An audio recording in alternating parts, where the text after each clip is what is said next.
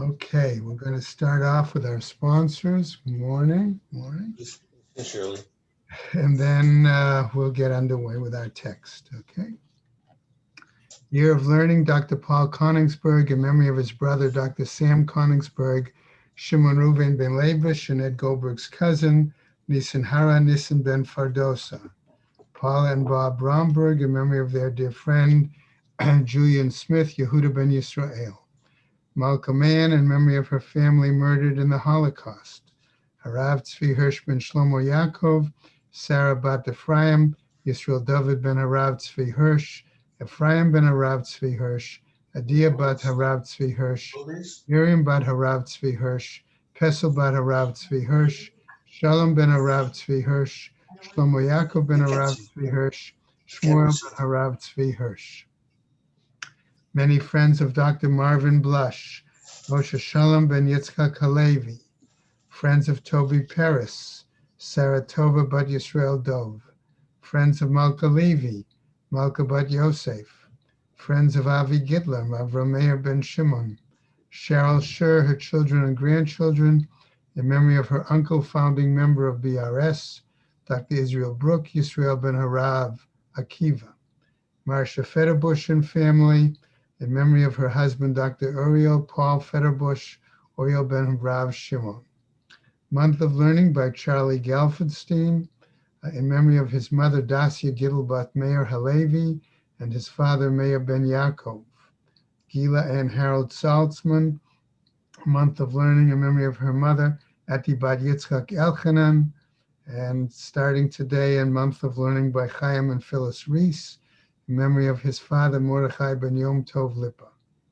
Week of Learning by Esther Slashowski, ending today in memory of her son, Gershon ben Yoman ben Harav Avraham, and Vidala Klar, a week of learning ending today in memory of her husband, Mordechai ben Tzvi Zev, and starting today, friends of Pauline and Gerald Feldman, in memory of their friend Gerald Feldman, Tzvi Hirsch ben Menachem Mendel.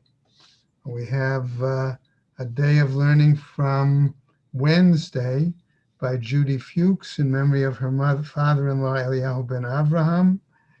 Today, a day of learning by Shirley and Marvin Weinstein in memory of her mother Sarah Lieber bat Yeshaya Velvel. Also from Thursday, a day of learning by Goldie Fogel in memory of her mother Haina bat Chaim Hirsch.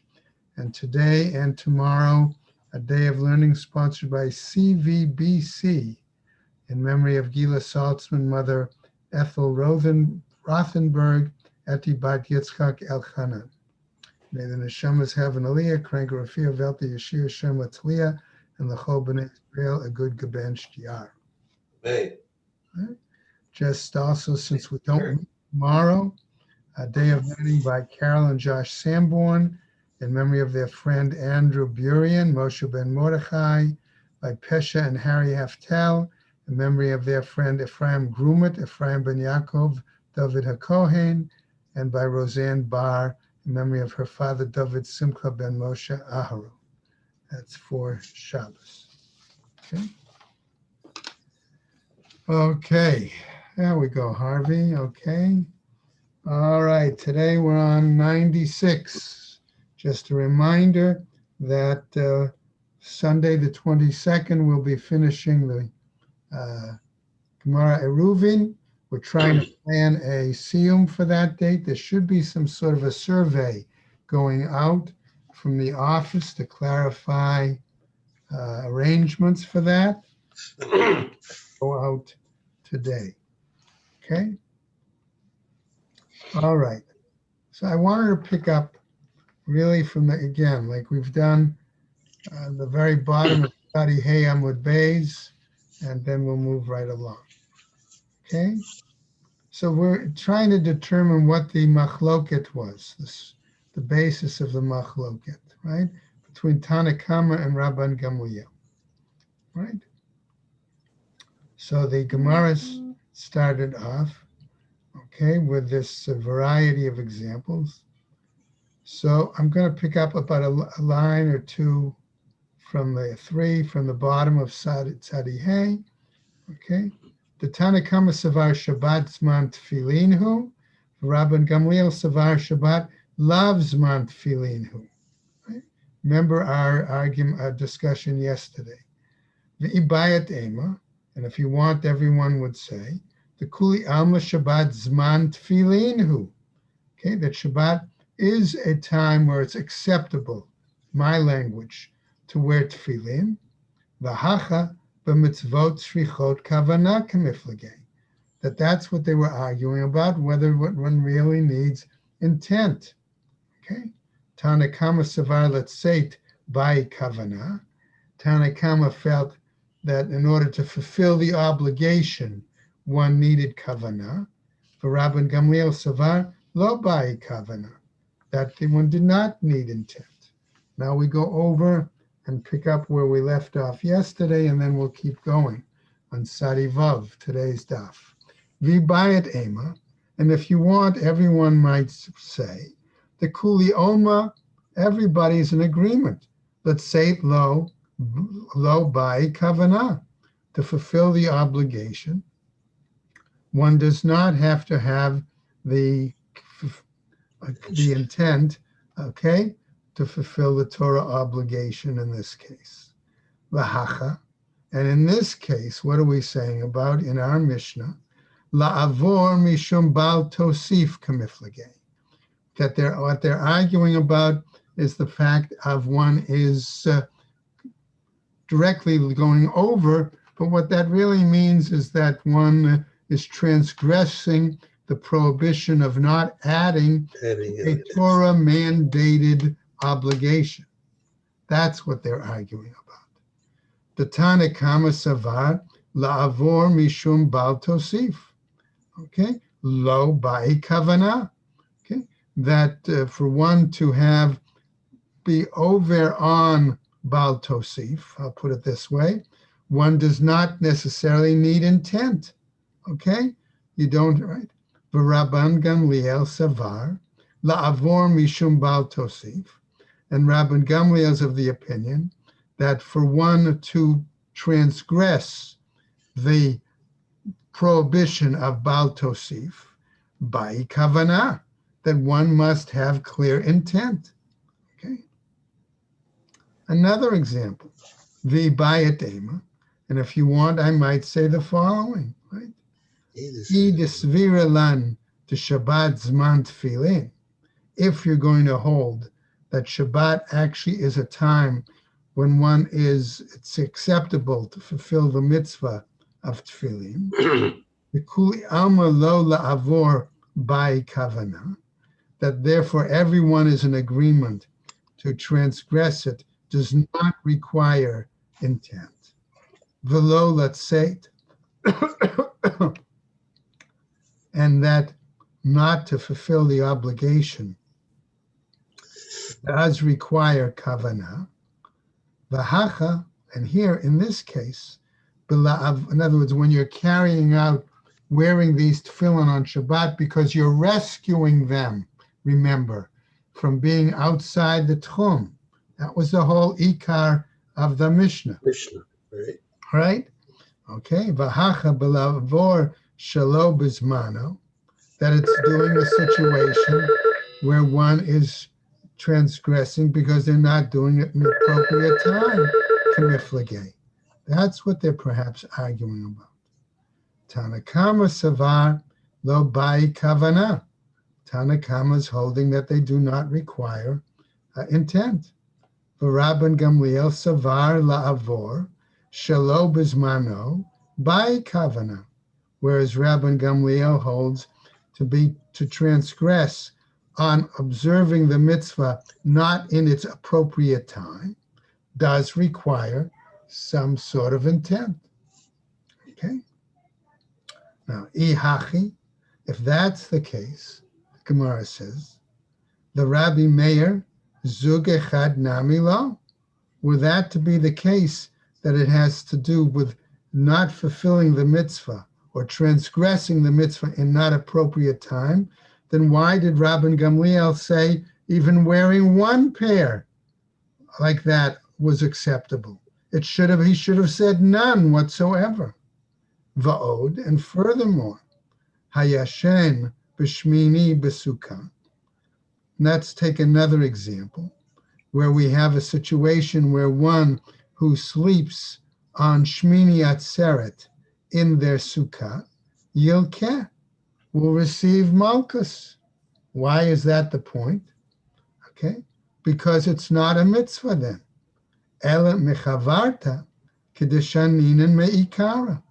So therefore we say we can't base it on that argument, that most recent argument about being over, not in time, but it's clear that we have to learn it as we did originally from one of the earlier arguments as the source for their machloket. So the Gemara asks, okay, so who is this? So here we get back, remember, to our discussion yesterday. Unfortunately, I don't remember who raised it. About oat. Remember, we used that as an example. I think it was Bob who raised the question, but I don't remember exactly. I think Marvin. No, what? I think Marvin. Marvin? Okay. So in any case, Okay.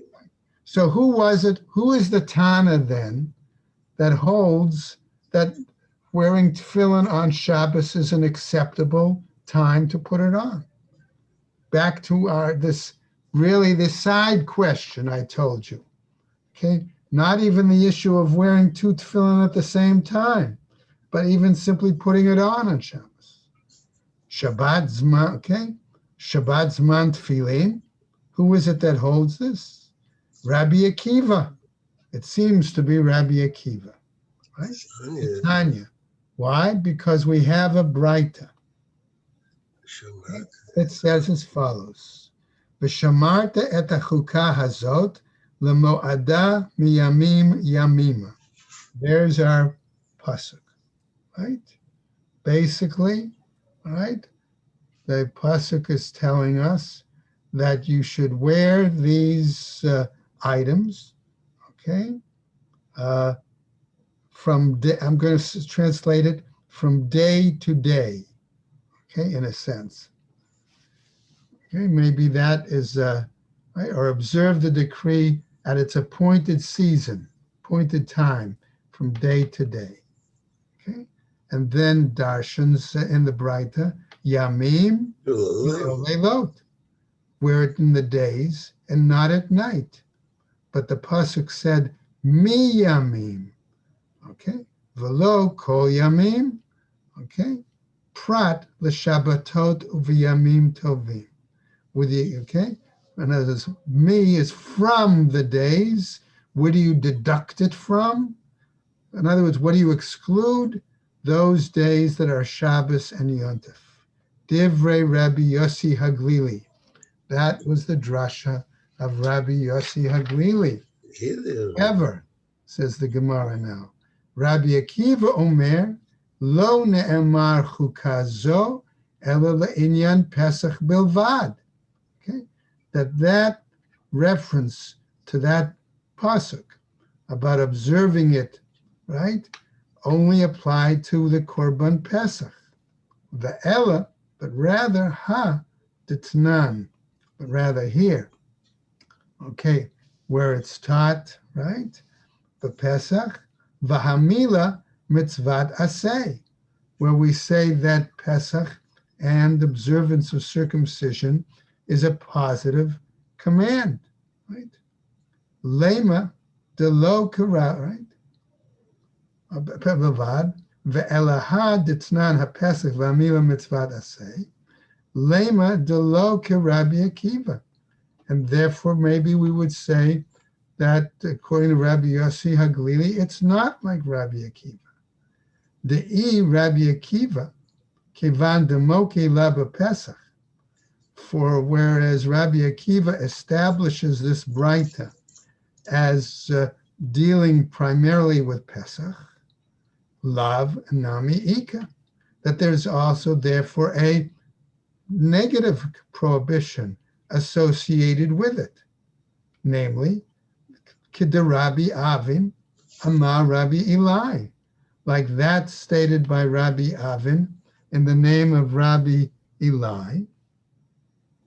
Amar Rabbi Avin, Amar Rabbi Eli, has said, Kol makom shene'amar hishamer pen ve'al, any place where we have in a pasuk, right, that we have these phrases, okay, hishamer, pen, lest, or al, don't, okay, eino ella below ta'aseh. It implies that here we have a lav, a negative commandment.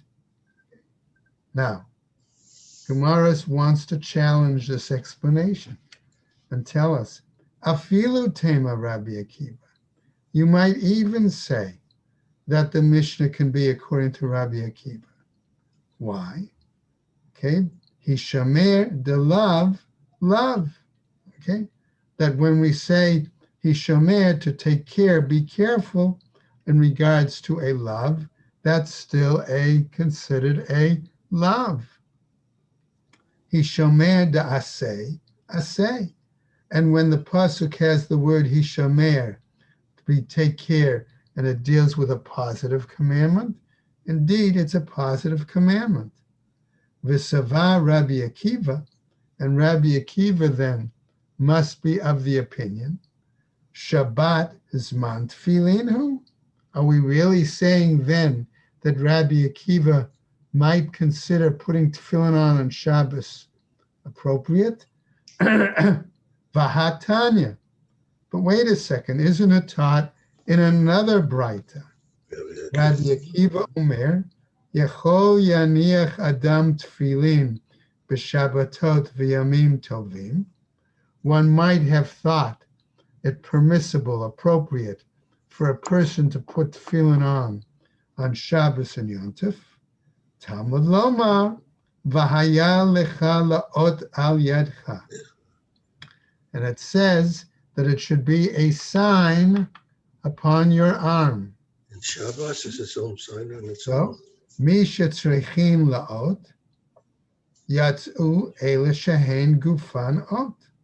Therefore, if one needs a symbol, a sign, it excludes, right, other examples that are also considered a sign. Elahai tanahu. Okay, but therefore, which Tana is it? The Tanya. Hani ur balayla ratzah choetz ratzah maniach. Okay, where we have a braita that says one who has been up all night, okay, what happens? If he chooses, he can remove. If he chooses, he can put on. Divrei Rabbi Natan. That's the view of Rabbi Natan. Okay? Yonatan Hakitoni Omer. But however, Yonatan, who is the Hakatoni, implies either he's from a city called Kiton, or it talks about his profession, okay? That he was a maker of cloths and things like that, right? Ketonet. Okay, Omer, ein manichin tefillin belayla. One does not put tefillin on at night. Why? Midalela latana kama zman tefillin Shabbat nami zman tefillin. Okay, so therefore the Gemara wants to suggest, according to the Tana Kama, okay, night would be an appropriate time or acceptable time to wear tefillin. Thus, Shabbat is likewise an acceptable time to wear tefillin. Dilma svirele laila zman tefillin hu, Shabbat loves zman tefillin hu. So the Gemara raises an appropriate question here. Hold on a second.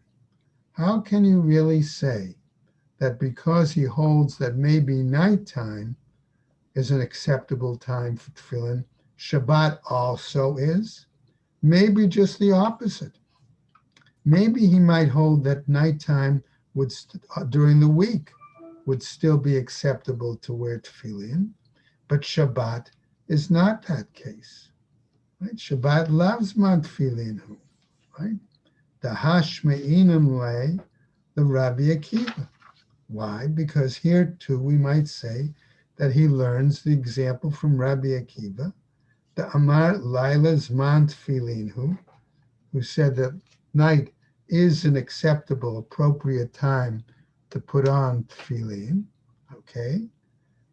Shabbat loves Zman Tefillin, but Shabbat is not an acceptable time because we see of the drasha with oat.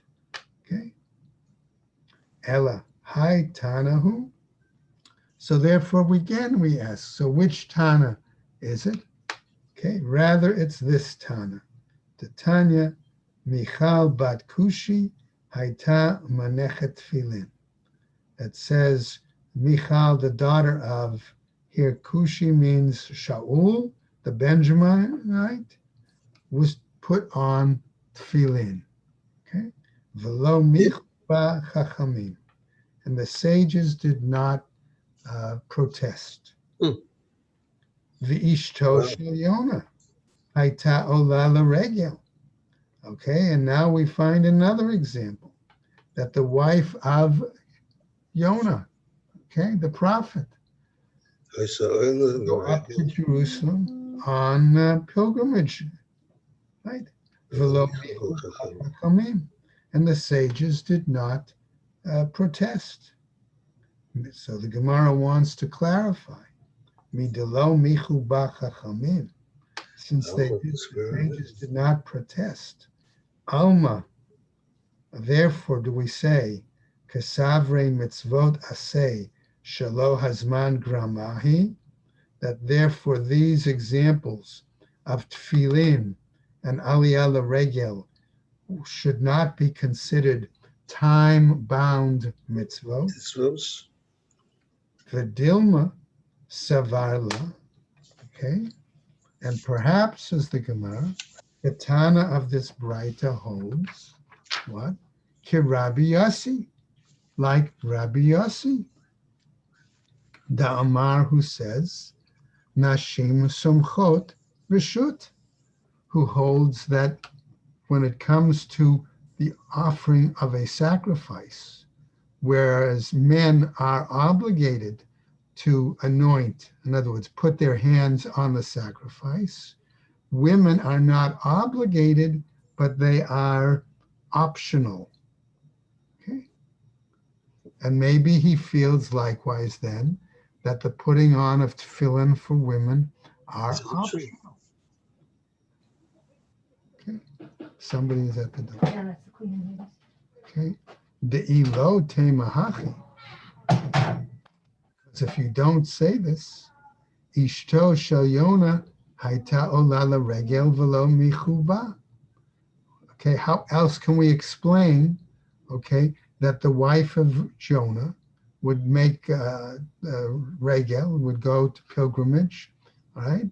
And the sages did not protest. So the Gemara wants to clarify here.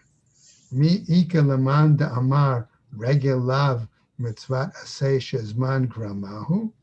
Is there really anyone who wants to teach that aliyah the regel It's not. is not to be considered a time-bound mitzvah?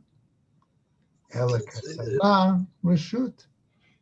Rather, maybe it was thought to be an optional situation. Okay? Not that she's obligated to, but she has reshus, optional. Hachanami reshus. Maybe here too, we might even consider the idea that wearing tefillin for women is optional. Elahai Tanahi. But rather it's from this Tana that we learn it. The Tanya who says in a Braita, Hamotzei tefillin machnisin zug zug. One who finds tefillin. And notice this Braita is almost close in language To our Mishnah. Okay, and starts off, one who finds tefillin, and we have to assume, like our Mishnah, It refers to finding tefillin on Shabbat outside the tomb.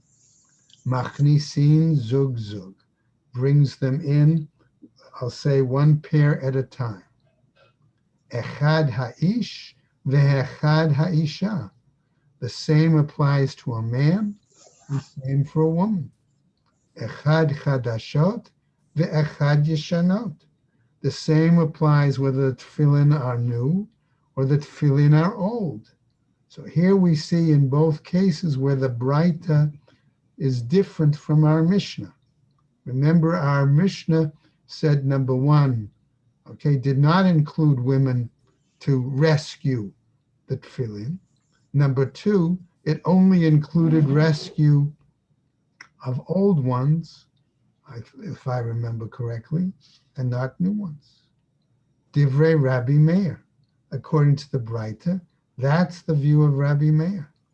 Rabbi Yehuda oser b'chadashot umatir b'yeshanot.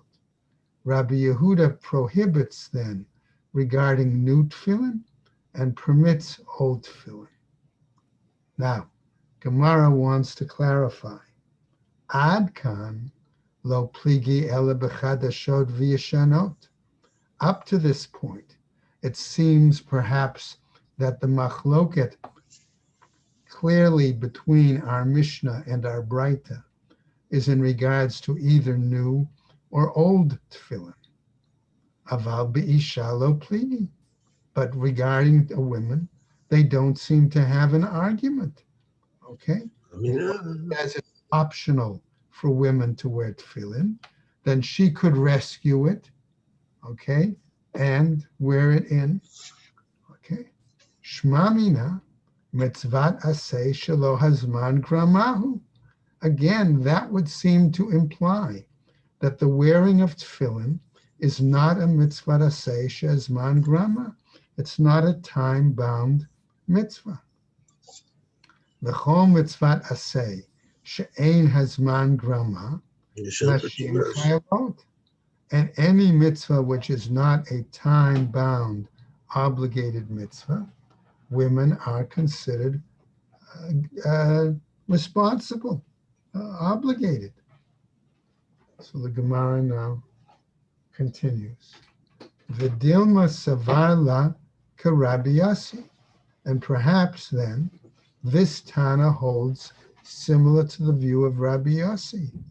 Da'amar nashim somchot reshut, where we saw, again, they repeat it, but they saw that he felt that it was optional for women to lay their hands on sacrifices, and thus argues one optional for women to put on tefillin. So the Gemara now continues.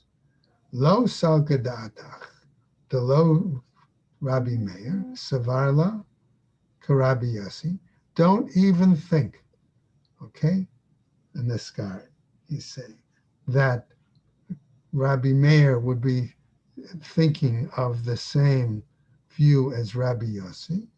Velo Rabbi Yehuda savarla k'Rabbi Yossi. And don't even think that Rabbi Yehuda would hold to the same opinion as Rabbi Yossi. And let's see why. Lo Rabbi Meir savarla k'Rabbi Yossi. We're not saying that Rabbi Meir could possibly hold the same view of Rabbi Yossi. It's not, because we have it taught elsewhere, right? Ein ma'akvin et hatinakot militkoa. That we do not prevent children from practicing shofar blowing once they're at the appropriate age of education on Rosh Chod, on Rosh Hashanah, or even perhaps on a Shabbat. Ha nashim ma'akvin. But regarding women, we do prevent them from doing that. Ustam matniden Rabbi Meir. And we say that a stam, which is what our text is according to Rabbi Meir. Furthermore, velo Rabbi Yehuda savarla k'Rabbi Yossi. And we're also arguing that Rabbi Yehuda did not hold like Rabbi Yossi. Why? The Tanya, because here we have taught in the Braita, Daber el b'nei Yisrael v'samach, citing the pasuk that it says, speak to the b'nei Yisrael. Here we're not translating it as children, okay, but as the males, as the sons. B'nei Yisrael somchim, v'ein benot Yisrael somchot. That Rabbi Yehuda must hold that males, the male Jews, must lay their hands on the sacrifices, but female Jews do not. Okay. Now, Rabbi Yossi, the Rabbi Shimon, Omrim Nashim Somchot Reshut. But we have an example where Rabbi Yossi and Rabbi Shimon both are willing to say that women may optionally lay hands on sacrifices. Ustam Sifra, and this Braita, where did it come from? It came from the Sifra. And we say that a general statement, okay, from the Sifra is based on whom? Rabbi Yehuda. It's based on Rabbi Yehuda. Now, we now come to another aspect of the text, okay? And this aspect of the text, however, really, okay, doesn't answer our question. All we find up to this point, just quickly review and then we'll pick up, is the fact that we have certain opinions that hold that putting tefillin on are not mitzvah aseh shehazman grama, time-bound mitzvot, and therefore, according to their view, also hold that laying hands is optional on a sacrifice. They could apply that view to tefillin as well, and therefore allow optional choice for women to put on tefillin. On the other hand, we see clearly that there are opinions that said tefillin is clearly mitzvah aseh shezman grama, time-bound obligation, number one. And number two, they don't hold that women are obligated to put on tefillin, lay hands on sacrifices. Therefore, they do not apply that to tefillin, and would therefore say women are not permitted to put on tefillin. Okay? So that's where we're left, really, at this point, at the end of that part of the sugya. Okay? Now, okay, what do we have next? We have an attempt, okay, to deal with another issue, whole different issue. Okay? And we'll go into that at this point, right? And I just want to introduce it very briefly by pointing out that here we're going to talk about tzitzis, okay, and talis, right? Mitzvah of tzitzis. Okay. Amar Rabbi Elazar. Rabbi Elazar says, Hamotzi tchelet bashuk. One who finds tchelet, and we're going to have to clarify here. By the way, what do they mean? By tchelet, okay, if you look at Art Scrolls note number 15, if you're using Art Scroll, they simply say tchelis is wool dyed blue with the blood of chilazon, which is an aquatic creature. Okay, that's all it says. So we've got to ask in a moment to go into this piece of text. We have here, I'm going to call it pieces of wool. Okay, and we know they're already dyed blue.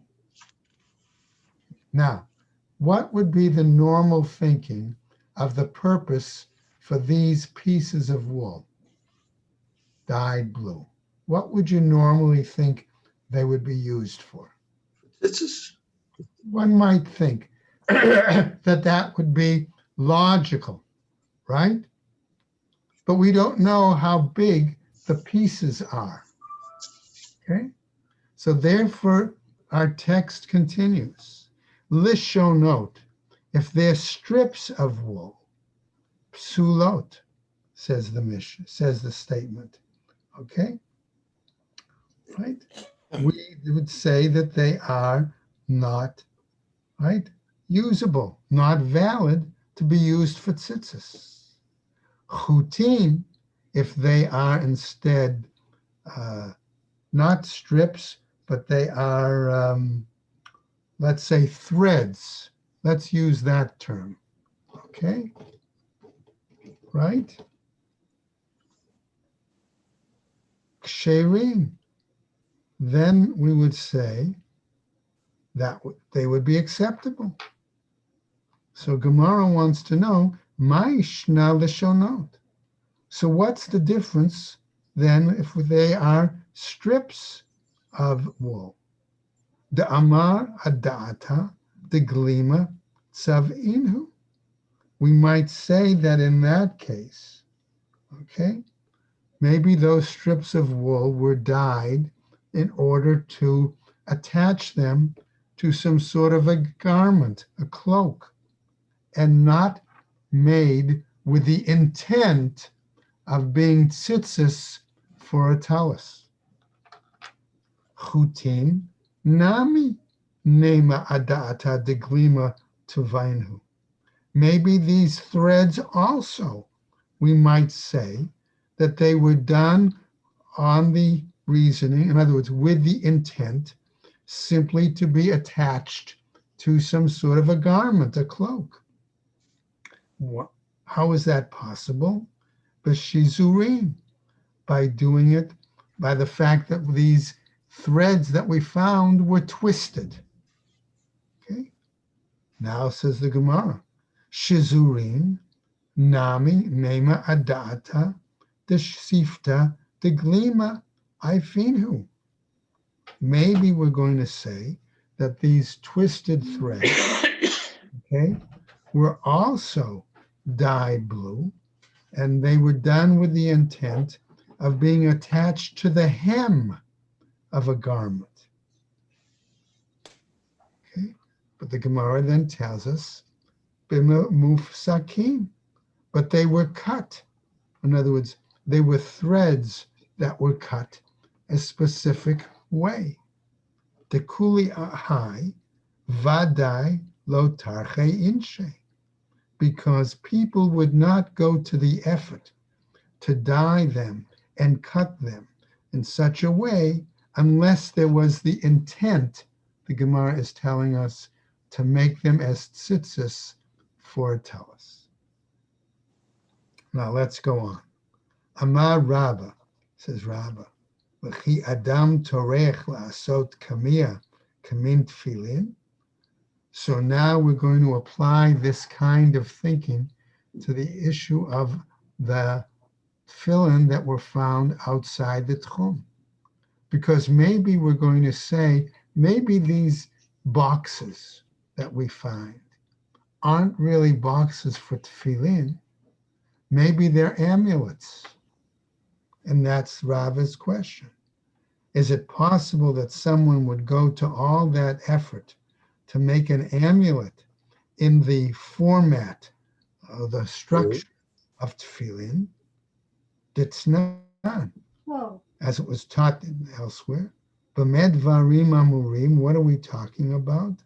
B'yeshanot, that these are certainly old boxes, old tefillin. Aval b'chadashot patur.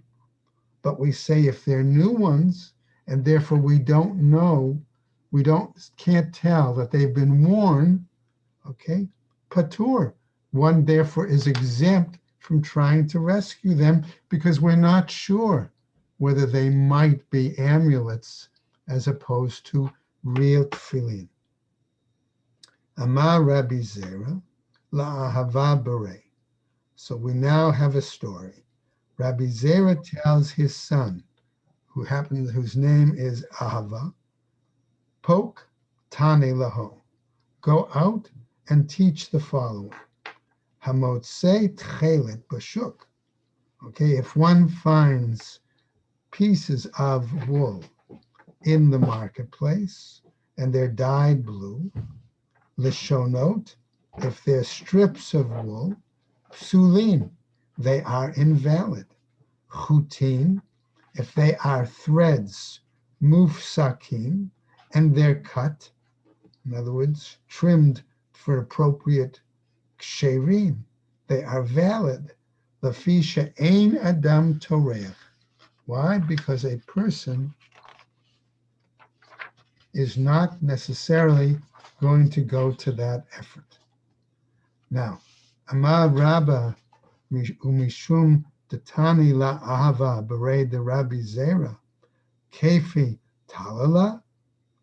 Okay, so Rava is now saying, I'm going to phrase it this way, simply because we see that Rabbi Zera has told his son, Ava, to go out and teach this particular lesson, kefe talala, can we hang rings on it? In other words, can we really say that this is a valid enough raya, okay, as a proof to what we're talking about? Vahatnan, but isn't it taught, okay, elsewhere, right? Bamed varim amorim, what are we talking about? Biyashanot, where it's clearly old tefillin. Aval b'chadashot patur, but with new tefillin, it's clear that one is exempt from the rescue.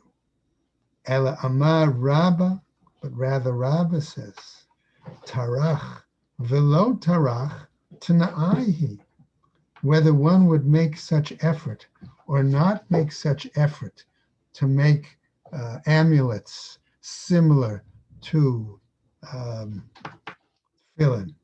And remember, people wore amulets, okay, in those days. It's a machloket tanaim, Titania, as taught in a Braita, the following. Hamotzei tefillin machnisin zug zug. Okay, that one who finds tefillin, okay, brings them in one pair at a time. Echad ha'ish ve'echad ha'isha. The same applies to a man. The same applies to a woman. We'll go over a little bit. Echad chadashot ve'echad yeshanot. Okay, the same applies whether it's a new tefillin or whether it's old tefillin, right? Divrei Rabbi Meir. That's the view of Rabbi Meir. Rabbi Yehuda oser b'chadashot umatir b'yeshanot. Rabbi Yehuda forbids what we're saying is the rescue, okay, right, of new tefillin, okay, right? Because again, he suspects maybe they could be amulets, umatir b'yeshanot, and he permits old ones, right? Alma, therefore, mar savar tarach inish. That seems to tell us that one master holds that people do go to the effort, okay, would trouble themselves to make a amulet look like tefillin, and therefore you have to be machmir. Umar savar lo tarach inish, and the other holds that a person would not trouble themselves, would not go to that effort, that kind of craftsmanship, so to speak, to make tefillin look like amulets, and therefore one can be makil. Okay? And that's really where we're going to stop for today. Okay, so I want to wish everybody a good Shabbos and stay well. Shabbos, Rabbi. Rabbi, I could see the women's lib group